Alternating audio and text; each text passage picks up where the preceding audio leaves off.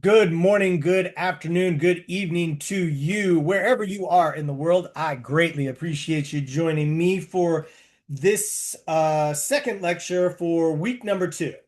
Um, so where we left off in the last lecture, what I wanted to emphasize to you was the conditions that the individuals who were choosing to arrive to the North American continent, what exactly they were up against. Okay. And so what we saw is that some of the initial reasons for establishing a colony, some of the different approaches that the various European powers took, whether that was the French and establishing forts, or it was the British with actually establishing, physical, colonies, or if it was the Spanish who were just simply trying to build military outposts to control, shipping and trade. So, what you want to look at during this period, basically from the 1500s to the 1600s, was that there were various approaches. Based on the European powers at the time in terms of how exactly they wanted to go about extrapolating the wealth and resources from the North and the South American continents. Okay. Now, of course, this does mean that their interactions with the people who were already present here are going to be varied. Obviously, it's going to lead to some conflicts, but of course, we already have, because of the Columbian Exchange, we have the interaction of people. That means the changes of not just cultures and foods, but diseases as well. Remember the arrival of different animals coming from Europe, as well as the different food sources that Native Americans had developed that are coming back into the European continent and the European diet. And so, really just thinking about how exactly these colonies and these various outposts take hold. And as you saw in the last one, really trying to give you a sense of the conditions that some of the early outposts under, British charters were facing. So if that's like the colony at Roanoke, which disappears, pretty much without a trace. People were trying to figure out where exactly, when Sir Francis Drake returns, he's trying to figure out what happened to everybody. Or looking at the colony of Jamestown, where, you could see that there was already issues and conflicts that were developing based on the people who were in charge of the colony, people who were indentured servants, people who were coming to try for a new opportunity. And all of these conditions, in terms of being able to know how to survive, where to build, what exactly were the conditions in terms of trying to, eke out an existence. And if you saw the video, from the Secrets of the Dead, PBS link that was on there, you could see that the conditions in Jamestown were really horrific. Whether it's, not just the fights and the aggravations that people were starving, or whether it was the people who were in charge, the gentry who didn't want to work, right? All of these different issues that are happening. And so really what this does is it lays the foundation, for those early colonial settlements in terms of the challenges that they were facing.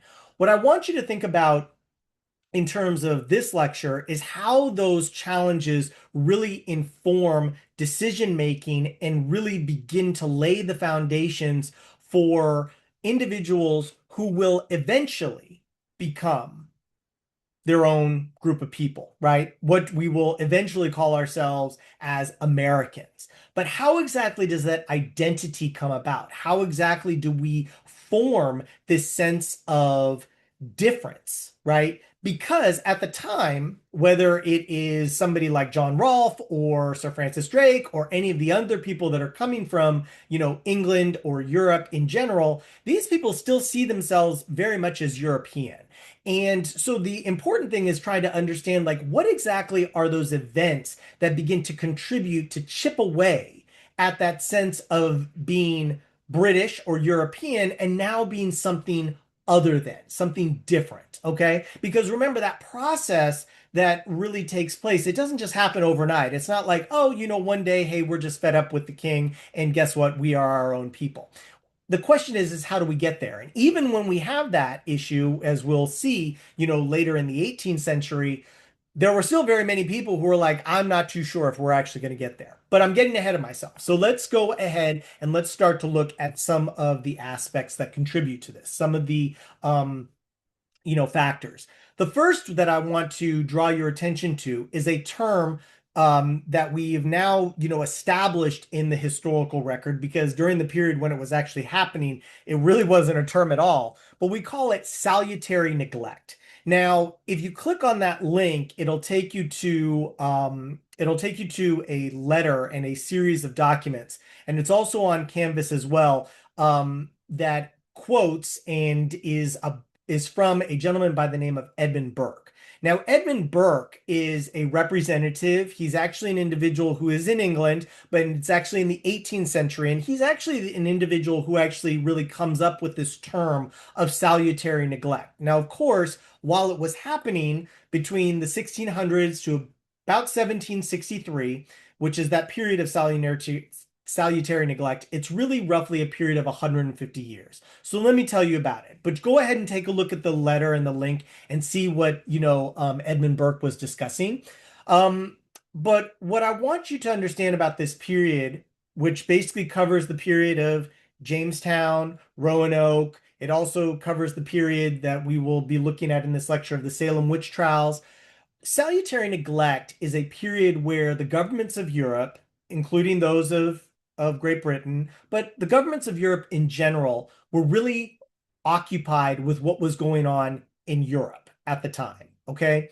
Now, as we heard from what was going on in Jamestown, what we saw, what happened in Roanoke, what we see with the various, outposts by the French as well as the Spanish, is that there isn't a lot of help that is being given by European governments. Okay. People are essentially on their own and they have to figure out how to survive. Remember how desperate the Jamestown colony was for reinforcements, for food, for, ammunitions, right? Because it's not just they're trying to figure out how to survive and live off of the land, but they're also trying to protect themselves from the native people who are already there and don't want them there, right? Which was one of the reasons why John Rolfe, makes an agreement with, the native people to be able to say, I'm going to marry your daughter, Pocahontas, and guess what? We'll have access to the land and we'll be able to build out these crops and be able to grow tobacco and be able to have a good life and send all this stuff back to England and make some money, right? So remember that these abilities to be able to survive are really because the European leadership is too busy. They just have got other things going on. Namely, in England, if we look at the English Civil War, which happens between 1642 and 1651, we're looking at all of the other conflicts that are happening between France, Great Britain, the Netherlands, right? The Spanish issue of succession, all of these sort of things are taking place, which means that the resources, basically money and the military, are being preoccupied on the European continent. Does that mean that there aren't English ships or English, resources that are being sent to the colonies? No, but we also have to remember where the majority of the resources are actually going to be going. So at the time, and as I will show you, is that there's basically, in terms of significance and importance to the crown or to the empire, it's basically going to go from like what area is producing the most for the good of the empire, that's the one that's going to get the resources. And at this time, during the 1600s, you know, the North American continent isn't really producing that much for the crown, right? So it's really not something that needs to be a major period of concern. Salutary neglect is not just a term in terms of what is the resources that are not going to the colonies or that are not being used in terms of patrol or control over the area. It's also the fact in the legislation that is being passed by, European countries that's just not being followed by the people who are in the colonies in the first place. So I listed two examples right there. And if you click on those links, you can actually see the documents and a little bit of history of it. So like the Navigation Acts that were passed in 1651 through 1696, these largely go ignored, right? Remember that mercantile aspect, that idea that, hey, there's a limited amount of resources out there if I don't get to them or if I don't control them, then somehow, somebody else will, and then I will be under, their thumb and they'll be able to control and influence me. Well, the whole idea is that any sort of goods or services that are going to, the colonies should only go on British ships. And if they're only going on British ships, then that's a way that we can control the resources that are going to the colonies. They have to pay us a fee if they want anything shipped, right? Well, that works for a period of time when there aren't any ships that the colonists are building themselves. But as soon as they do, which they do pretty much immediately once they get a lay of the land and understand it, they basically just don't even worry about this. They're like, well, we have our own ships. And if we want goods and services coming from the Caribbean or from other trading areas in, Central and South America, we're going to do that. And frankly, who's going to stop us? Certainly not the British government. Why? Because they don't have the resources to patrol us or to stop us. So basically, for a period of roughly, that 150 years, colonists really just got used to just doing their own thing. Like, well, yeah, there's a law out there, but why should we follow it if nobody's going to enforce it? So we're just going to develop our own shipping industry. We're just going to develop our own trade. We're going to run our own thing and do it our way. Another example of that is like, which happens later in the 18th century, the Molasses Act, right? This idea of imposing a high amount of taxes on the molasses that is being produced in the colonies that are controlled in the Caribbean by the British government. Well, the colonists in North America just basically said, "Well, bump that. If we want to trade in molasses and buy it from other people and not pay the tax, that's exactly what we're going to do."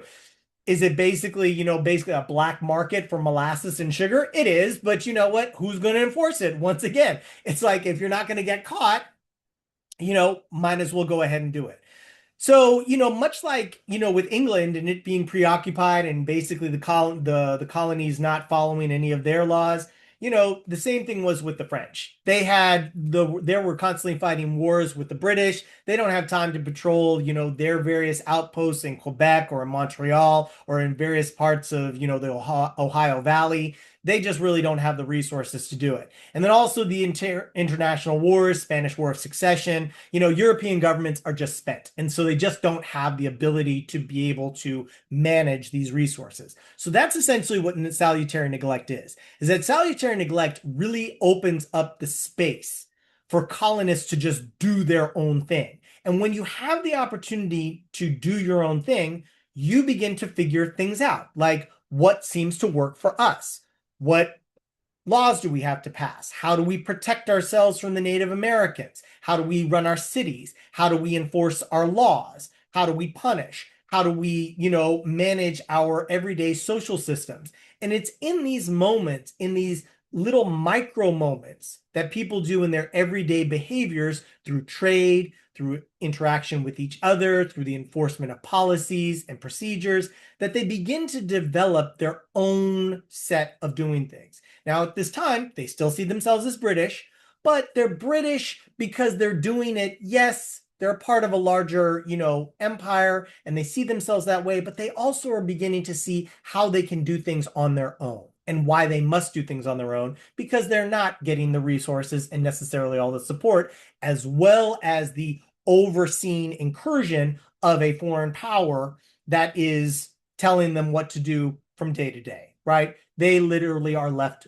to their own devices to be able to figure it out on their own.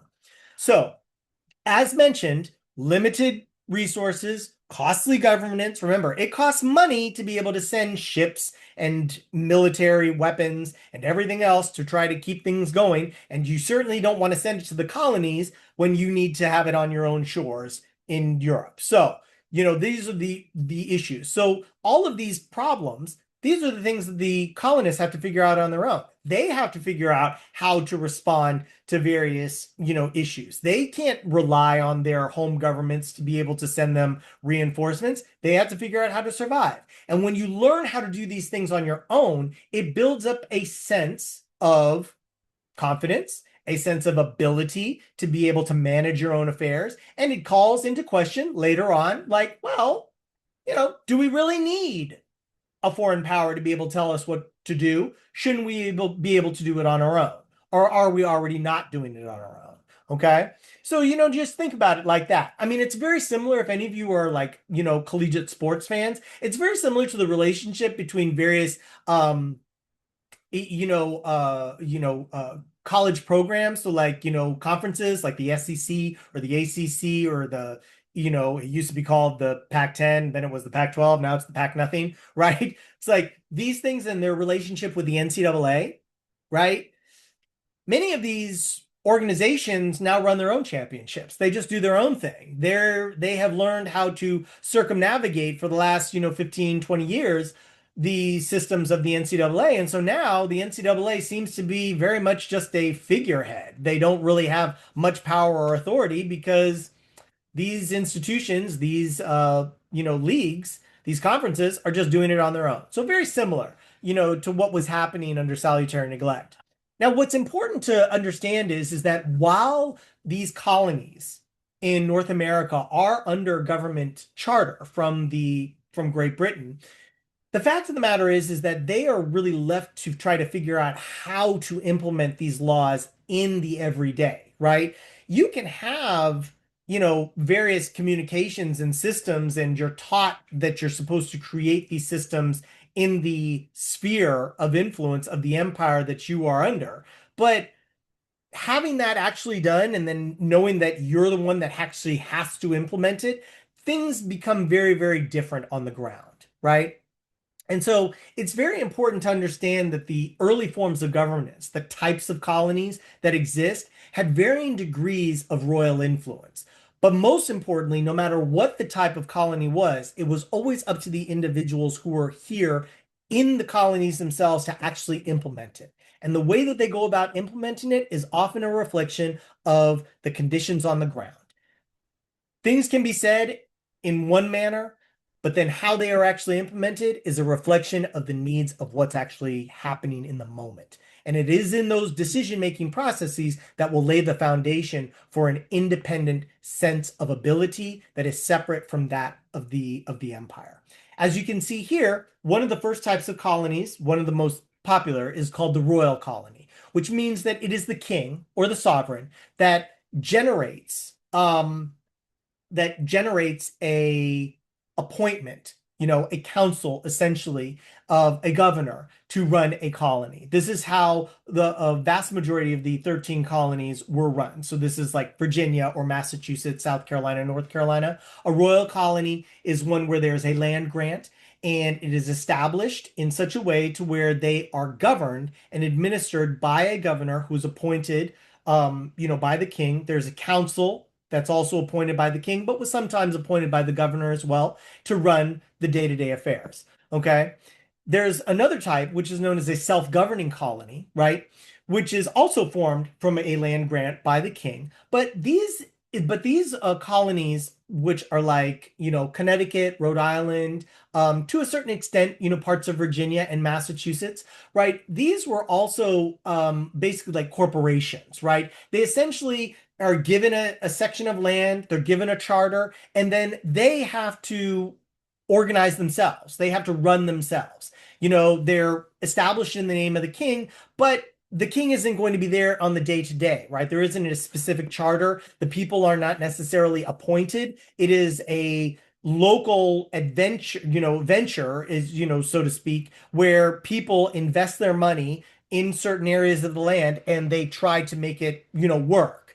Um, these self-governing colonies are essentially for one thing only, which is to make money, right? So that's why I think it's better to liken them to like a corporation, because they have investors. They have investors in Europe. They have investors in that are at the colony, and it's local leaders who are appointed to run the day to day. So when you're local and you understand what's going on, it's not somebody that's coming over from England to just oversee. If they are, they're coming to stay and they, run the day-to-day, operations, in terms of that. But that local control, that understanding of how to run the day-to-day operations is what will help build that foundation for an independent, system of government. The ability to be able to know that we can do it without the oversight or without the incursions of a foreign power.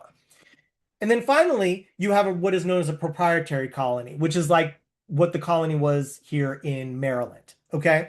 So these are colonies, land grants again, given by the king, right? There is a governor and there's a council.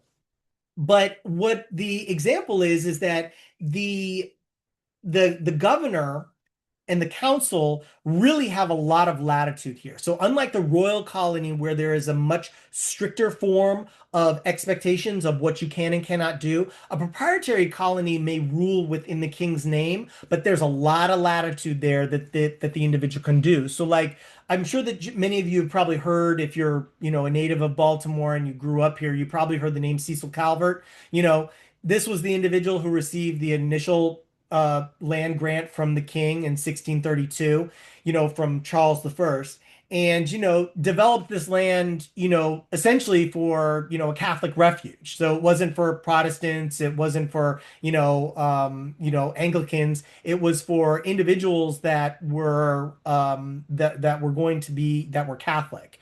And so as a opportunity, they kept this colony open. It was very flexible, and it was Lord Calvert who really got to decide, the ins and outs as to what was going on. So yes, governing in the name of the king, but once again, has their own ideas and they can do their own thing and they can respond to the situations. So what you have there, as you can see, self-governing colonies, proprietary colonies, and royal charter colonies. These are the different forms of government that establish themselves on the North American continent. But the most important thing to take from them is that they are governing maybe in name with a charter, maybe just with the rights of the king, or maybe as a corporation. But the point is that there is governance going on.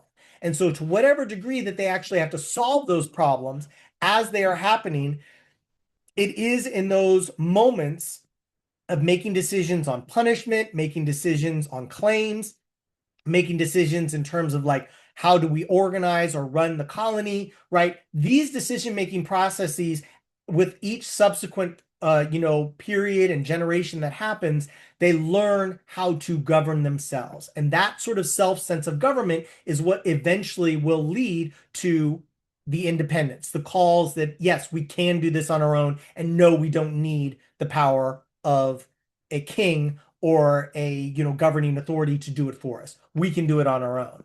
Now, in addition to not just having these governing, spaces, there's another event that actually will help contribute to our sense of identity through a legalese opportunity, and that is known as the Salem witch trials. Now, I have attached a link on there that's from National Geographic. Please take a look at it. It's actually really quite interesting. If any of you have seen or read, Arthur Miller's The Crucible, it's actually I think there's a movie on it. There's actually like plenty of things on YouTube. You could watch, the theater productions of it. That text is based on the actual events of what happened in Salem between 1692 and 1693. Essentially, if you don't know anything about the Salem witch trials, essentially what happened is that there is a place called Salem Village. It's north of Boston. And essentially what happened is that a period of mass hysteria happened, and there were 20 people who were ultimately executed. 19 of them hung, one was stoned to death, basically crushed by the weight of stones. And what it did is that it showed how hysteria could lead to religious extremism, social tensions, all of the sort of like medieval behaviors that, had governed Europe for so long, and how they were still entrenched in society here in the colonies in the late 1690s. But that what it ultimately, gave rise to was how exactly we go about not just understanding the law, but enforcing it and creating a new sense of what would eventually be determined as American law. So let me just give you some background on it. So essentially, everybody at this time believes in witches. Okay. Witches were a true and utter, idea in Europe, but by the 1690s, by the time that it is, present and it is creating this hysteria in the colonies, in North America, it has already gone pretty much out of fashion, in Europe at the time.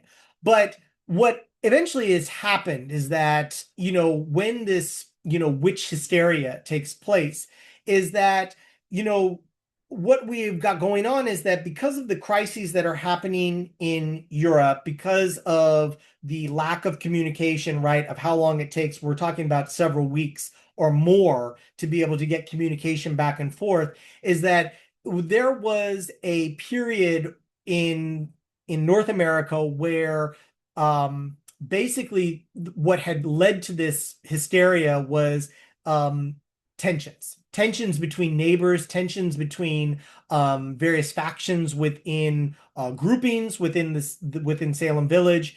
And ultimately, this is the consequence of, the workings of somebody by the name of Samuel Parris, a reverend, who was at the center of this. So these are all the factors that are going on, right? You have um fear and unease. You still have the dangers of Native American incursion, the dangers of starvation, the dangers of, survival. You have mass hysteria where people, were constantly on edge about their own survival. And you had factions within this community. And one of the people who, is a part of this is a gentleman by the name of Samuel Parris. Um, Samuel Parris, just to give you guys some background on him. So he arrives in Salem Village coming from Barbados. Um, he comes out of Barbados where apparently he wasn't very successful, didn't make too much of a employment impact, didn't really make his money, sort of like a wayfarer. He ends up in Boston, doesn't really seem to be doing well there. So he eventually is able to get ordained and he decides to make his way into Salem Village, which is a smaller village. It's sort of on, the backwaters, of Massachusetts. And he comes up with a period of preaching, a period of preaching where he's just not able, to where he basically creates a congregation out of a different type of ministry, right? This is one about creating a sense of fear, a sense of concern, right? The fact that there are, bad spirits out there and that we need to be concerned about them. And this is basically what sets him sets him in terms of like this new sort of presence, as a minister. Um Problem is that he's greedy.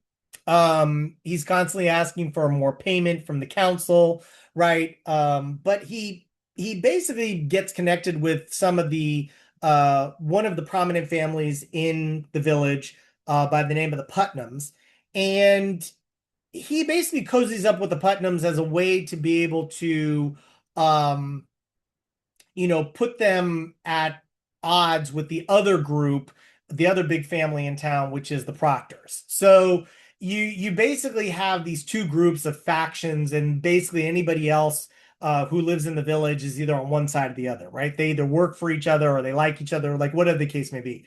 Well, Samuel Parris is really just an opportunist. This is a guy who's trying to like, make his way. He's trying to like, figure out a way that, he can pit people together to try to just further his own ambitions, right? Now, essentially what happens is this, is that his daughter and his niece are playing a game, essentially, where this hysteria starts from. They're playing a game called Egg in the Glass. And essentially what you do is you take this glass like a vase and you fill it with water and you break an egg in it and you look at the whites of the egg, and supposedly if you look deep into it, it'll reveal uh your future, right? It's supposed to give you an indicator. Now, of course, this is considered, basically like, sort of like a witchcraft sort of thing, this ability to see into, the future and aspects like this. So after playing this game, apparently his daughter and his niece apparently start having some sort of fits. At least that's what it's described as. Um, these fits, are blamed, on the supernatural, right? That clearly the children are possessed. Somebody is calling on the devil to possess these children, you know.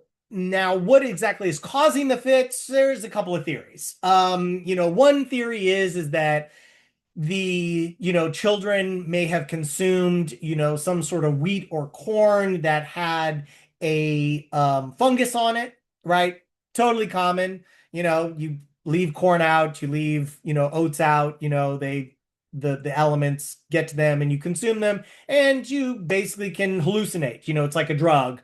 You could be unconsolable, maybe you can't wake up, right? Various different things. And so these episodes, happen. And, because they are happening in, Paris's home, he doesn't want to, seem like, it's his fault or that, somebody that is possessing the children. So he immediately, tries to, uh, get the confirmation from other individuals, a gentleman by the name of John Hale, who is, a minister, and, to try to examine the children. It's eventually what happens is that a court is called. The current magistrate has to get permission because there isn't a charter, for Salem Village. So they have to go back to England to get the charter to come back. This is several months. And in the meantime, people are basically accused of witchcraft. Tituba, who is a slave, owned by Reverend Paris, is accused. There's a couple of other people in the village, Sarah Good, Sarah Osborne, people that other people just don't like, who claim that it is them that is possessing the children, and causing the children to, have these fits. One of the things that is important to recognize is that in the initial aspects of this, people begin to confess, right? To lay confession, in these initial days, like, yes, I did it, the devil had me, and it was this other person who, made me do it, or, accused this. So basically, essentially, what began to happen is that people started accusing people that they didn't like. And it was very difficult to be able to, um, to basically, disprove that this person wasn't possessed or that they weren't doing the possessing because of basically what the of what began to be termed as the ability for the children, right? So the children that are describing that they're being attacked, or that they're being possessed, or that that they're being somehow controlled. This idea of this supernatural effect that is only being happened on them, and that it is only the person who is being hurt can identify the person who is doing it, right? So they don't actually have any physical evidence. All they're saying is that it's happening, right? And so what's interesting in this process is that you have various people. Cotton Mather is one of them, various other judges like Thomas Danforth, right, that start to question this idea. It's like, well, wait a second, maybe, yeah, the children are this, but is it not possible that they might be confused or ill-informed, or maybe they're being told to do this, right? By somebody who's influencing them. And this is one of those initial parts where people call into this questioning of evidence. It's like, well, wait a second. Are you really just able to accuse somebody without any actual evidence? And this idea that, oh, the supernatural effect, that, oh, yeah, of course, you can clearly see the children are having fits or possessed. And it's like, well, is that enough? Right? This is that initial part of where, the idea of law and legalese starts to take effect. And one of the aspects of this idea of questioning people that, simply that do we just assume that somebody is, guilty because of what somebody else claims, is that enough, right?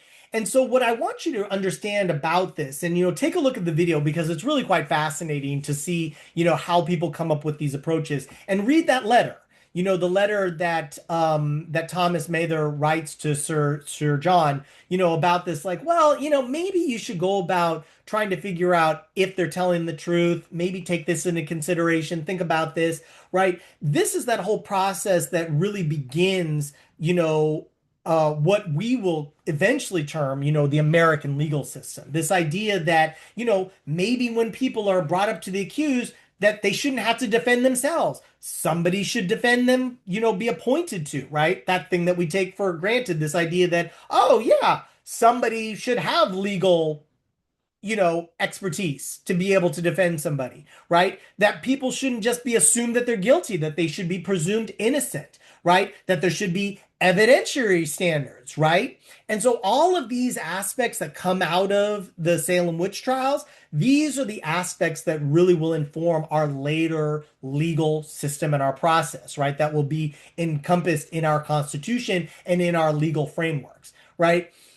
It's very important just to be able to understand that, that this period, this is a very dark period in, early American history, about how this goes about informing the way that we, talk about this idea of being accused without evidence, right? And if you've heard that term, especially from the last, two Trump administrations, this idea of a witch hunt, right? That people will just go after you because they don't like you. Well, whatever the reasons for the terminology, it is steeped in, a strong historical record. And, so take a look at it because it's really quite fascinating. Now, as we are still building up, this American identity, what I want you to also think about is how other European wars that happen on the American continent inform an American identity, whether that's Queen Anne's War or, the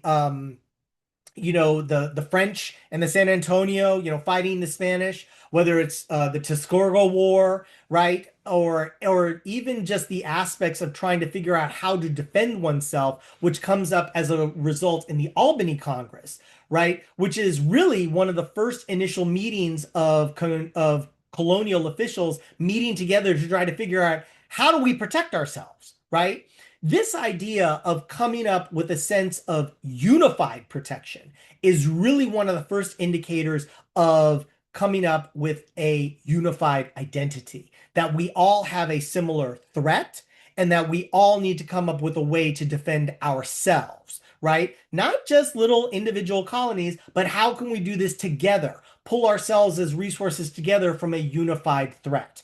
And so what this ultimately comes up with is what is known as the Albany Plan, which is, produced and, defined by Benjamin Franklin, which essentially had three things. We want to be able to secure alliance with the Native Americans. We want to have a unified colonial defense, and we want to have colonial cooperation, intercolonial cooperation.